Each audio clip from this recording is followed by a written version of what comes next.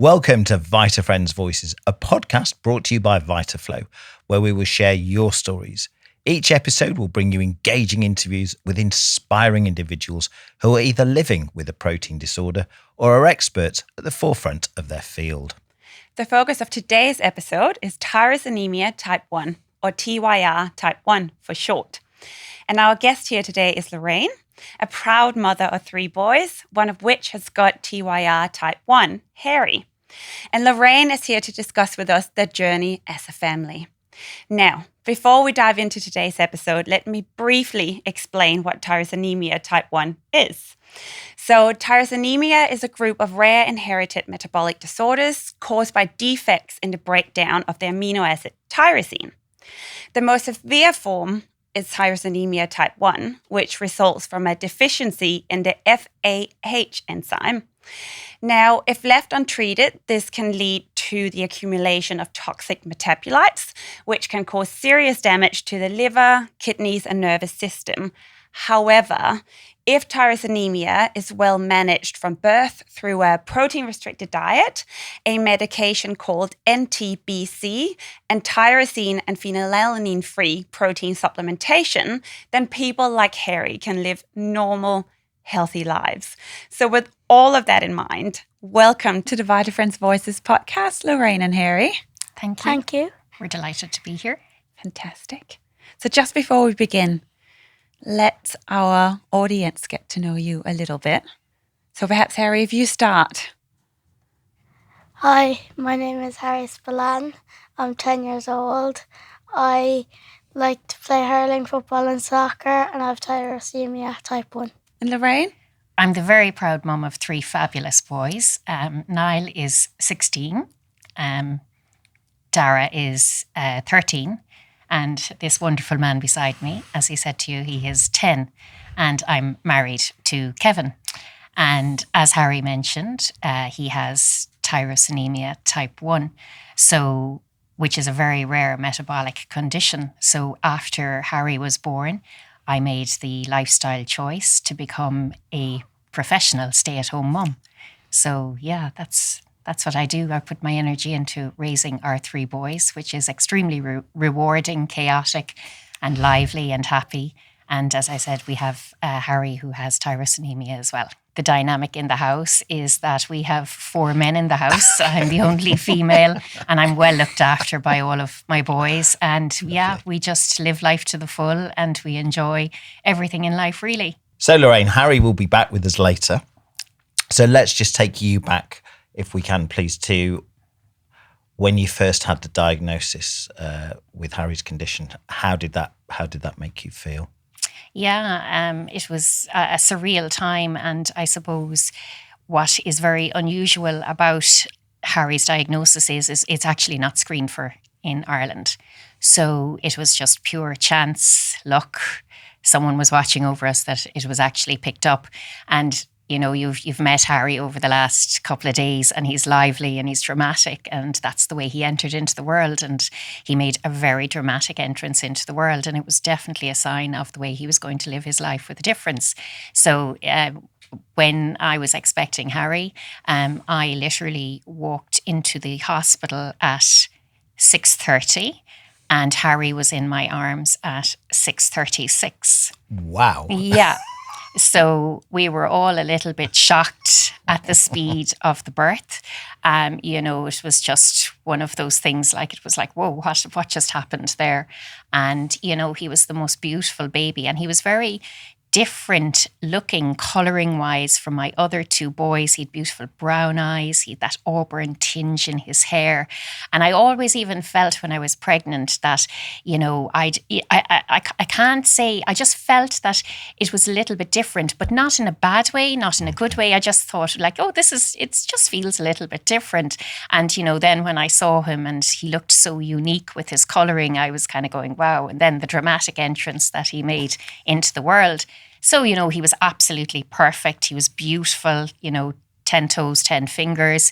Everything was fine. And, you know, that later on that evening inside in the hospital, they decided to admit him to the neonatal. And the only reason is that they were going to keep an extra special eye on him, purely because of the fact that he was born so fast. And they thought he was a little bit stressed. I was stressed. So I can imagine how Harry felt, you know. So there was actually nothing to worry about. There was nothing untoward.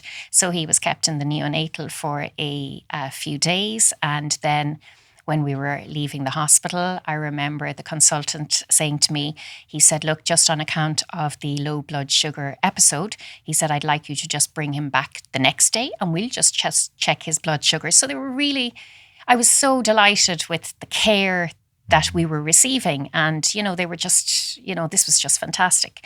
So that was fine. We went home, we had the first night together and we arrived back in for just this routine little blood sugar test. Everything was fine. And the consultant wished us well. And he said, enjoy your new life now with your 3 boys. And he said, and I'm just going to send some samples as I have them off to Temple Street. Don't worry. Don't even think about it. There is nothing to be worried about at all. He said, I'm only sending these off on account of the fact that there was a low blood sugar. And I, you know, kept him in the neonatal. So he said, it's like just purely routine. So that was fine. We went away to start our new life, absolutely delighted with ourselves. And I can remember on the Monday, I was waiting for the public health nurse to call to the house to do the heel prick test. And again, as I said, on the heel prick test, Tyrosinemia isn't screened for. So she was calling to do her routine checks of weight and things like that. And my phone rang. And I was in the house on my own with Harry. Kevin had gone out to collect the other 2 boys. And the consultant from the COH was on the phone. And I actually thought it may have been the public health nurse looking for directions to the house because I was waiting for her to arrive. And he said to me, he said, Lorraine, I'm really sorry to have to ring you to deliver this news. And he was really calm. So I was really calm. You know, there was, you know, I wasn't panicked or anything. And I said, okay. I said, what news? And he said, it appears that Harry has this condition called Tyrosinemia. And I said, okay. And he said, I don't want you to be alarmed. He said, you know, this is something that can be treated, but we do need you to come back to the hospital. So I said, okay. And as I was on the phone, Kevin arrived back in with the boys and the public health nurse arrived in. So you can imagine the scene with a 6-year-old, a 3-year-old, a newborn baby, the public health nurse arriving to do the routine checks, and I'm getting this news on the phone. And I remember, obviously, my expression changed kind of because the doctor said to me, he said, we need you to come back to the hospital. And I said, well, it's 4 o'clock now. I said, the public health nurse is just arriving. I said, when would you like to see him? Thinking that it might be just a routine appointment or something like that. And he said, well, could you stop feeding Harry and could you get to the hospital before 5? And could you bring your bags with you because you'll be going to Temple Street Children's Hospital, which is in Dublin, and it's 3 hours from Cork. So that's when I suppose things kind of got a bit kind of, oh, right, okay, my expression changed. And I can always remember the public health nurse who I still see around at Douglas. And, you know, she's so kind to us to this day.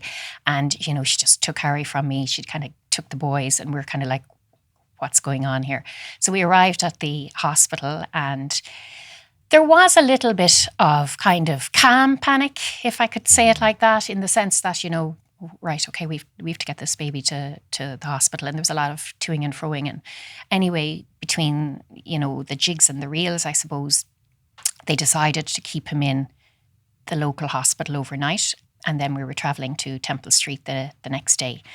And I still didn't realise, I couldn't even remember when, you know, I'd say to Kevin, what did they say it was? Thai, I can't remember. You know, it was such, I suppose, a mouthful and an unusual name, and I'd never heard of it before. So I was there, what's the name? Thai this, you know, so I couldn't get to grips with even the name. And I remember when we were waiting to put Harry into the ambulance, and I remember one of the nurses turning to me and she said to me, she said, you're a very exotic baby.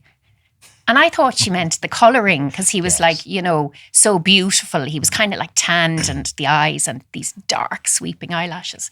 And I said, what do you mean? And she said, oh, in the history of this hospital, we've never come across a diagnosis of Tyrosinemia. So I kind of went, oh my God, it's rare. So off we went to Dublin. And again, we arrived at Temple Street. And I always get so emotional when I talk about it. So we arrived at Temple Street, and we had followed the ambulance the whole way to the hospital. And I remember the nurse also gave me a very good piece of advice. She said, Harry won't know that you're in the ambulance with him, but the nurses will be looking after him. She said, you need to look after your husband, and he needs to look after you. So we arrived into the hospital, and they were waiting for him to arrive. Wow. And I was going, God, like, this is very rare. And that's when we found out that Harry was the second confirmed case of tyrosinemia in the country. So it was like the medical research was starting again. They were treating a newborn baby a number of years after the first case had been diagnosed. So it was, it was quite overwhelming. That's the best way I can describe it. Very overwhelming. And, you had 2 children at home that you kind of left very quickly. And they're ringing you kind of, when will you be back, Mummy? How's the baby? And it was a very difficult time. But, we got through it. And he's just this amazing, amazing little boy. So we're delighted to share that story. And I'm sorry, but I always get so emotional. And I suppose it's a reflection of Harry and how well he actually is. Yeah, it's so emotional. And it's so much information to take in such a short period of time, and so much uncertainty, I'm sure, because like you say, how do I even pronounce tyrosinemia? Yeah. So it's so much. And also, like you said, you have to leave these small children at that stage. They're very small when they're very young. 6 and 3. Yeah, exactly. At home without really knowing when you were going to come back. Yeah. So I suppose you told that story beautifully. In those early stages, what support, emotional support, did you and your husband receive? I have to say Temple Street, and I would still refer to them as our second family. They were just incredible. It really was. And, so much so, the support was so amazing that there was part of me when we were eventually being allowed, go home with Harry kind of full time. I was like, oh my God, am I going to be able for this? I'm so used to this wonderful support and the nurses and doctors just having such knowledge and all of this. I said, will I be able to look after him? Will I do a good job? And I suppose that's when the self-doubt kicks in. So they were absolutely incredible. And, we used to have a team of doctors coming in every day. The nurses, because, Harry would be regularly checked, his blood sugar levels. He was on various different drips. He had to be checked to make sure the medication was working. And, I was going, oh my God, will I just be able for this when I get at home? Because they were just so fantastic. But I suppose they supported us so well inside in the hospital that, we did have that level of comfort when we eventually did go home.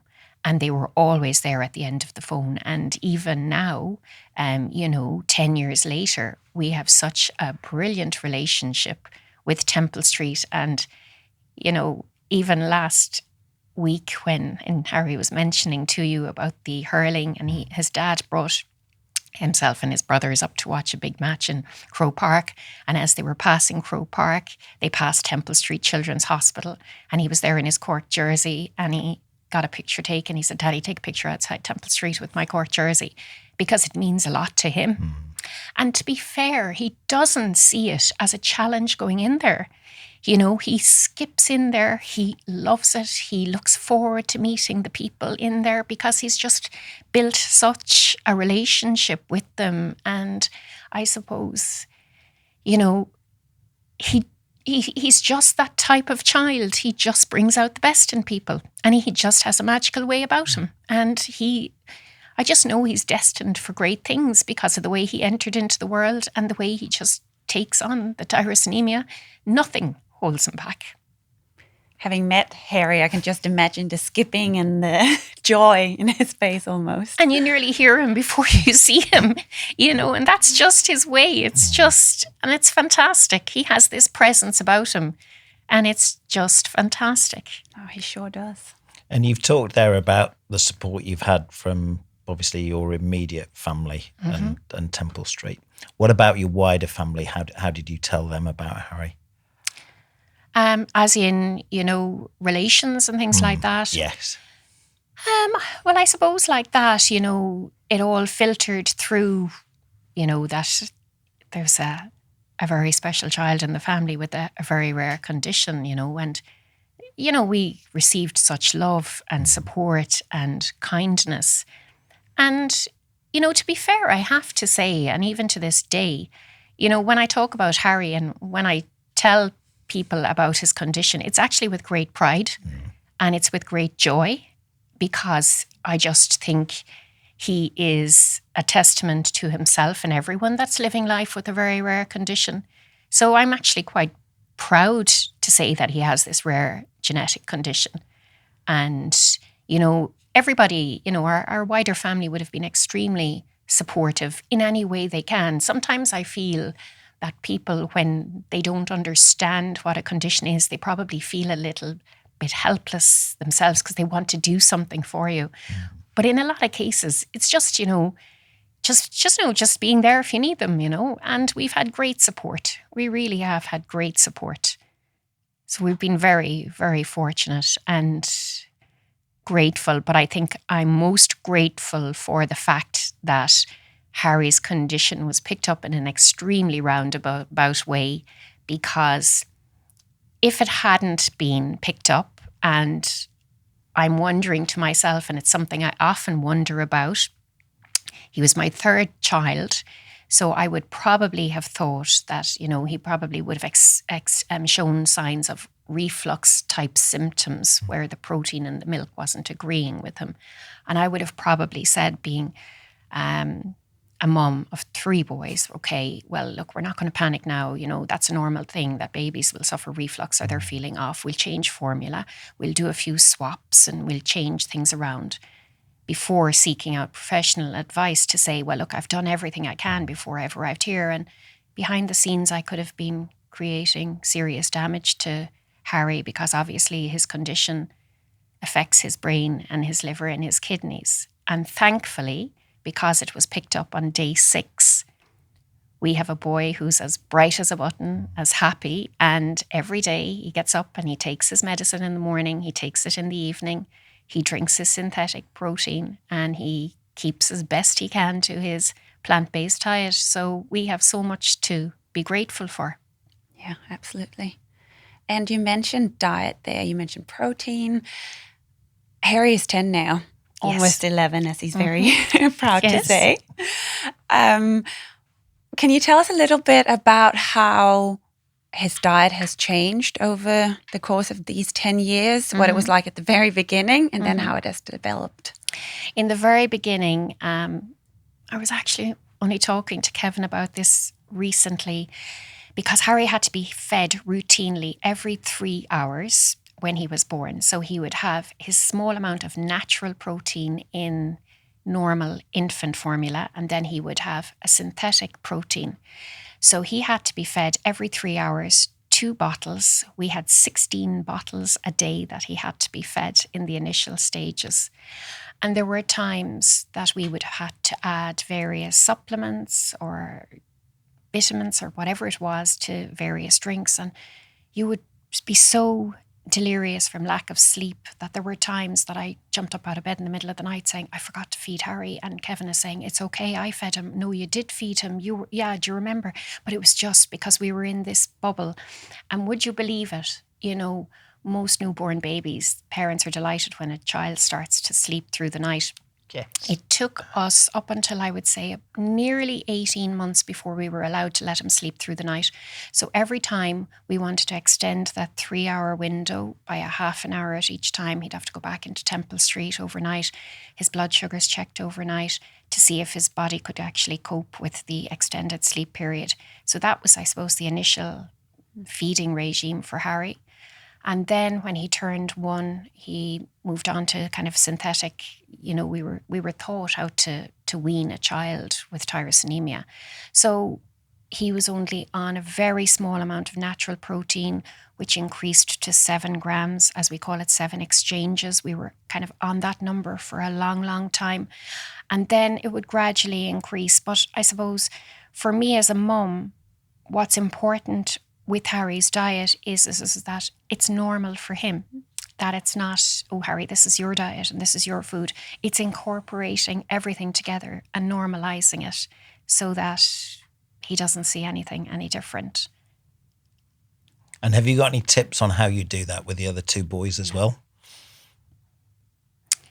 Well, I suppose really, I suppose I'm a big family person, as is my husband. And, meal times are a great time when you can all sit down and chat together. So again, like that, we're trying to make, it's not that I'm trying to make Harry's food look the same as ours, but we're just working around a family meal that we're all enjoying together. That's what it is. And it's even like and I've noticed, Graham, that even the dynamic changes as time goes on. And, like what worked when he was very small has to be changed as the years go on, because, you prepare food and you put it out and he might eat it or he might, want something else. But then he gets a little bit more specific as he gets older about what he wants and what he likes and what he's prepared to have and what he's not prepared to have. And even I remember last year when we were on holidays and I was kind of saying, Harry said to me, he said, I want to order a main course off the menu.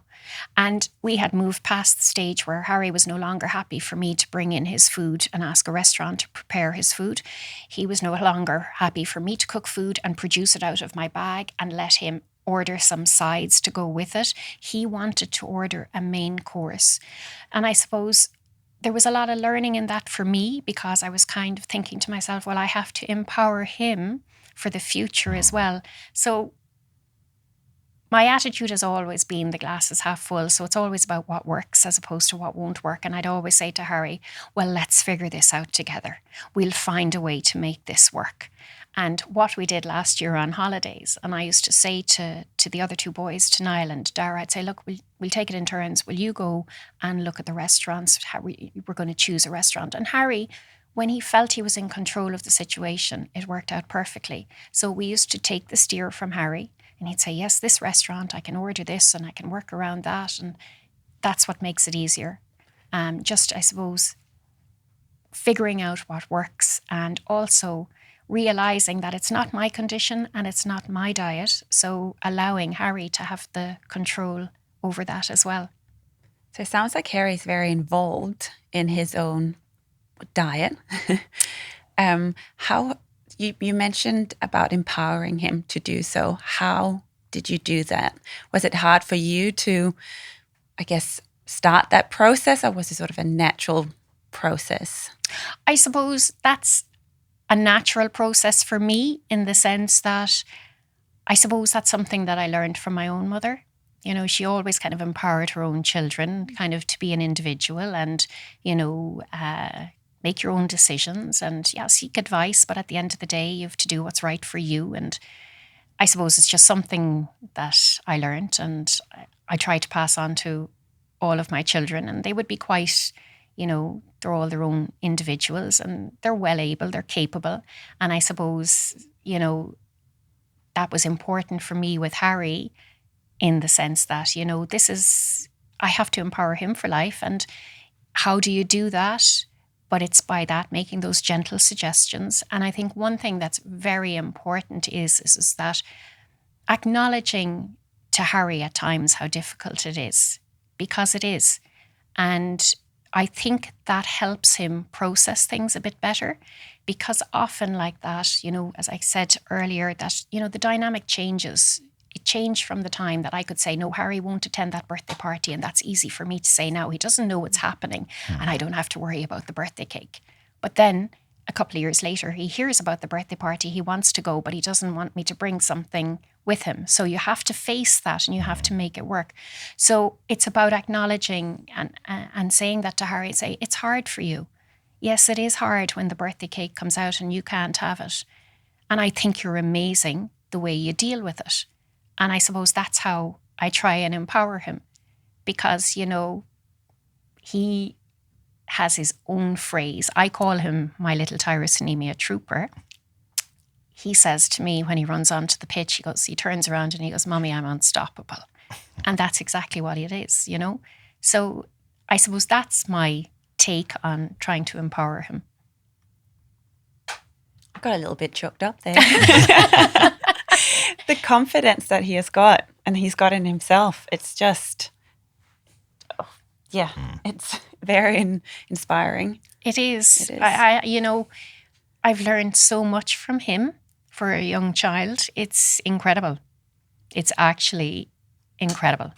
What have you learned and what have you taken away from the journey so far?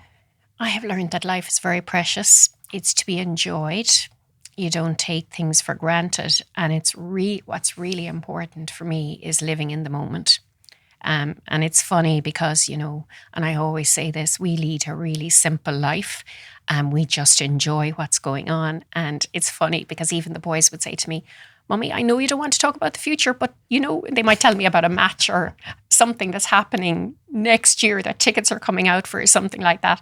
But it's just, I just think it's really important to just enjoy the simple things in life and, you know, just be present with yourself and your family, you know, and just be, just enjoy the simple things in life. It's too precious. And Harry has brought that. And that's what I love about, I suppose, the fact of our family, you know. He has brought this simplicity to our family where we're extremely grateful for things. We feel extremely blessed. Even though some people would say, "Gosh, you know, that's hard," but I don't see it like that because he has brought so many great gifts with him. And it's just amazing. So just picking that theme up then about living in the moment and just being, how has that then developed your role of an advocate? Well, again, it goes back to the whole point about empowering Harry so that he will be self-sufficient for himself in years to come. It's about, you know, like as I mentioned to you before, you know, if we go into a room full of people, we'll possibly be the only people in that room with the Tyrosinemia because it's that rare. So it's not as if, you know, we're looking for groups of people that have Tyrosinemia because we're not going to find them.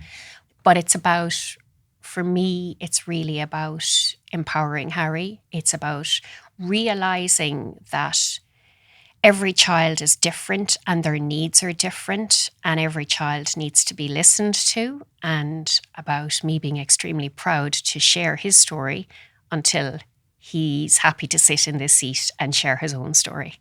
Yeah. And you speak with such compassion and passion and positivity. And we know that you've written a book as well.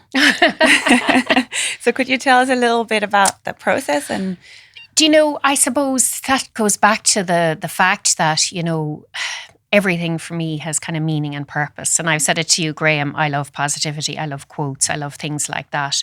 I'm a bit of a dreamer. I'm a bit of a thinker. It's funny, you know, if you're looking for me at about 6:30, 7 o'clock in the morning, you'll find me with a cup of tea in the garden in silence, just, you know, enjoying the peace. And you know, that's kind of what kind of readies me for the day ahead and the busyness of life. And I suppose I had always been extremely busy person. I enjoyed working. And I remember when Harry was born, I knew that we were faced with a lifestyle challenge in the sense that I just didn't feel it was possible to work and manage Harry at the same time. I felt I wouldn't be able to give it to both, and I like to give things 110%.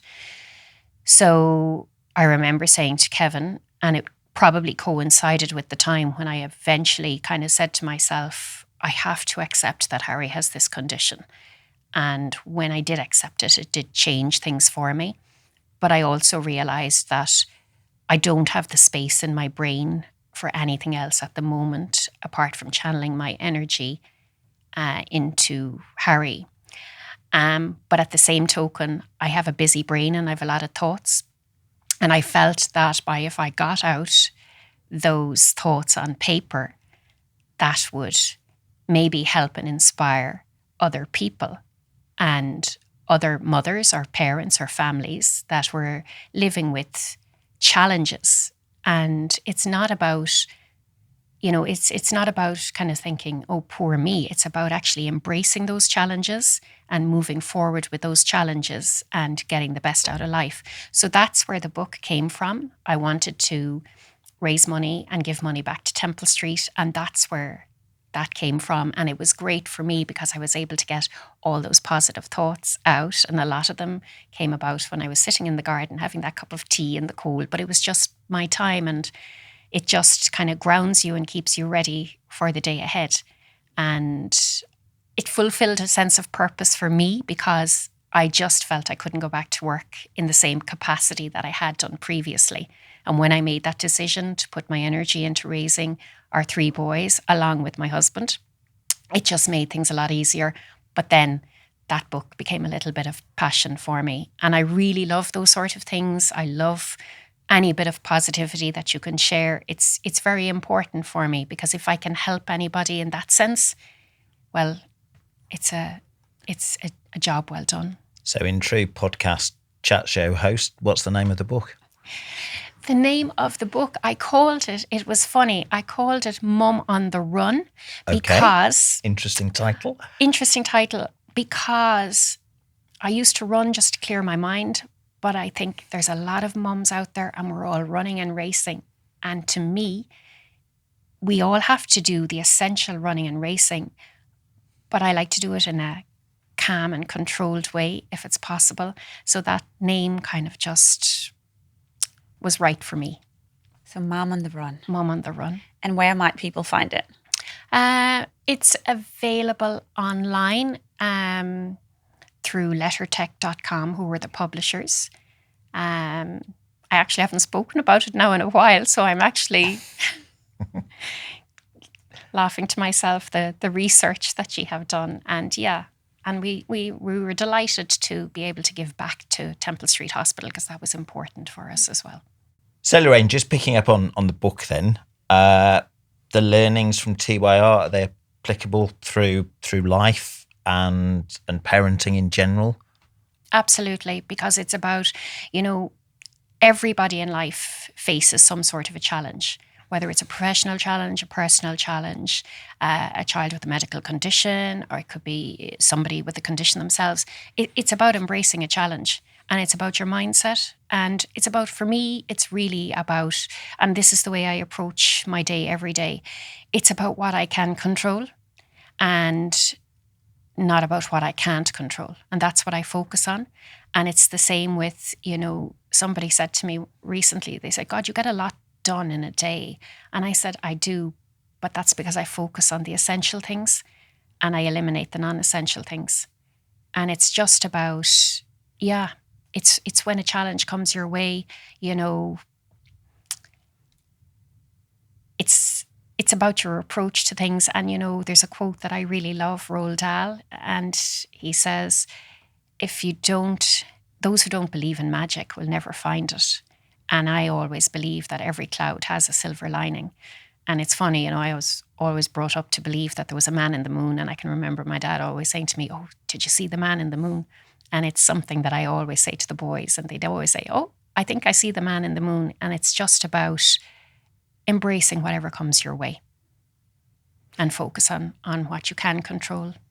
I think that's really powerful, focusing on what you can control and not what you can't. Because if you look at Tyrosinemia as well, with the low protein diet, for instance, I always say, think about the foods that you can have rather than the ones that you can't, because there's no point in thinking about those. Make the ones that you can have as delicious and palatable as possible.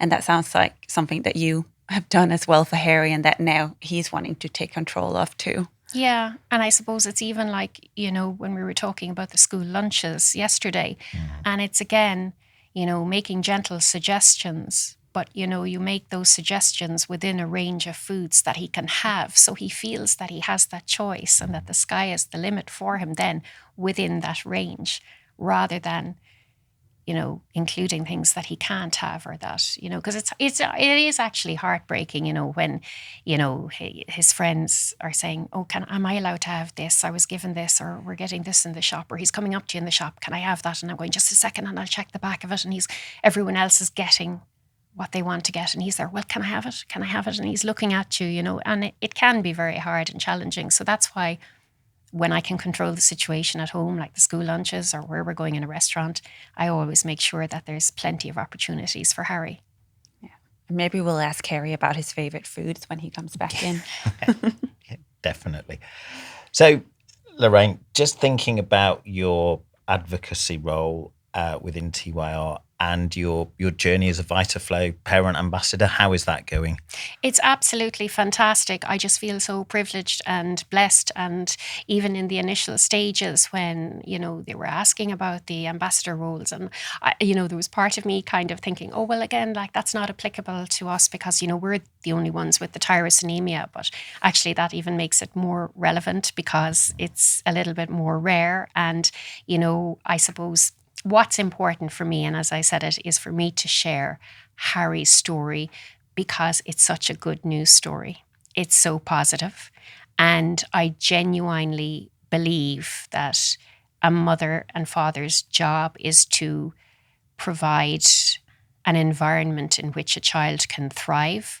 And, when I look at Harry and I see him complying to his medication and his diet, coupled with if you can do your best to provide that environment and make him feel safe and secure, and you can, show that to other people who are feeling a little bit overwhelmed, who've just received a diagnosis, they just can't see that silver lining, well then that's positive for me, and that's what's important for me, and that's why I'm so delighted to be an ambassador for Vitaflo, just to share his story because it is such a good news story.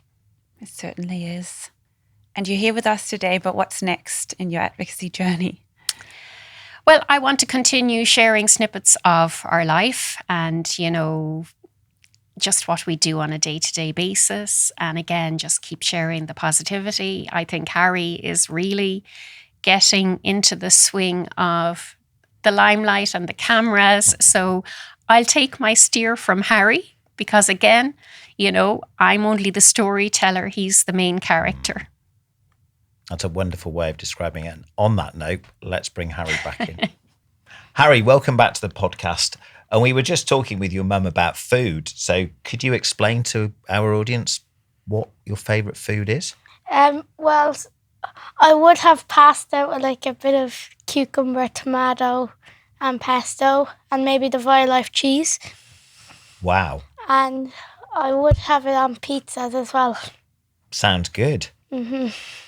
It sounds tasty. Very and is it tasty? Yes. Excellent. Good. Very. Thank you for sharing, Harry. If we were to experience a day in the life of Harry, what does that look like? Say, let's focus on the food. So for breakfast, I'd probably have like a granola or something. And then for lunch, I might have like a toasty. And for dinner, I'd probably have pasta. Delicious. Does Mom make all the food or do you cook some of it too? Well, I would make the granola sometimes. I would do toasties sometimes and I'd leave the pasta to my mum. Do you enjoy cooking? Yeah. I like it. Good.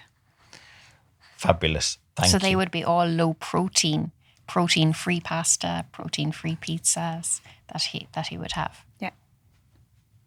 Brilliant. And so, Lorraine, maybe if we start with you.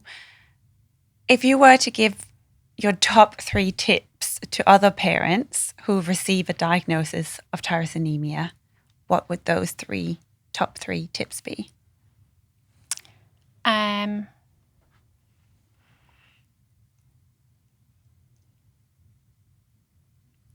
Things will get better. It's a big adjustment, but you have to give it time. And you have been chosen for a specific reason.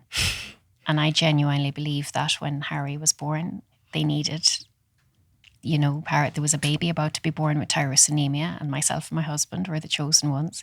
So if you have received a diagnosis of a child with a condition, you have been chosen for a specific reason, and that child brings many gifts with them. And in time, you will see what those gifts are. And Harry, your top 3 tips for living an active life? A lot of sport. A lot of sport. Excellent. There's loads of things to do in the house. Are you good at doing things in the house? Yeah. What's your favourite thing to do around the house? Probably play hurling. And In the literally, literally. Or else kick a ball off a wall in the house. Wow. In the house. In the house, not in the garden. No. In With the your house. brothers. Yes. So very Break specifically. some lamps. Love it. Harry, Lorraine, it's been an absolute pleasure to have you on the podcast. It's been inspirational for Kit and myself, and I'm sure it will be for our audience as well. So thank you both very, very much indeed. Thank you so much for having us. And to you, if you like this episode, please like and subscribe to this podcast and share with anyone you think might benefit from tuning in. Thank you for joining our vibrant community of Vitafriends. And for more information, please visit our Vitafriends website. We look forward to the next episode. Bye.